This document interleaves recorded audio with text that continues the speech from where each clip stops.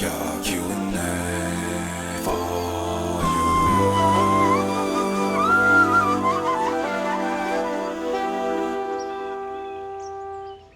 Alright, so late last night I got a question from Soha Productions, and he asked, "Hey Curtis, what does it mean when someone says your beats are dated?"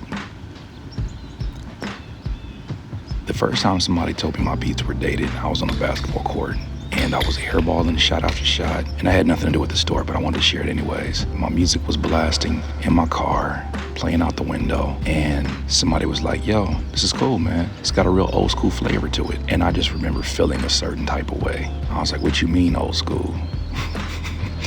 You mean that I'm not currently with the times? You questioning my youth? Boomer?" That's what I felt. But the way that I answered our friend Soha Productions is this. Instead of being concerned about whether your sounds are outdated, I think it's important to remind people there's a difference between dated and a difference between timeless.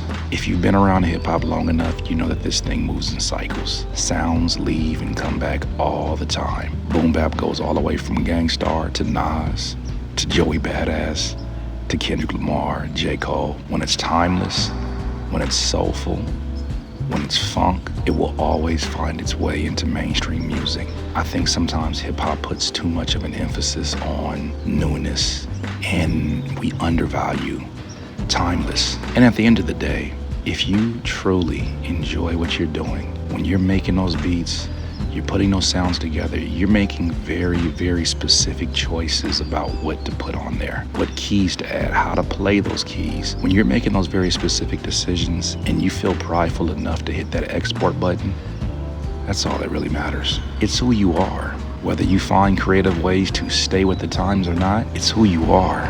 This is not to say that you don't have to evolve. This is not to say you shouldn't be challenging yourself. Just don't add any extra pressure that's not necessary. Sounds move in cycles. Your time will come back again. I started off as a sample-based hip-hop producer. 20 years later, I found my way back home. Yes, I have the capabilities of making many different styles of music, but there's only so much music that I shine at, that I really, really, really shine at. And it makes me happy. Hey, if you have any questions that you want me to answer from my backyard, just leave them down below in the comments. Backyard Q&A for you. I appreciate you. Peace.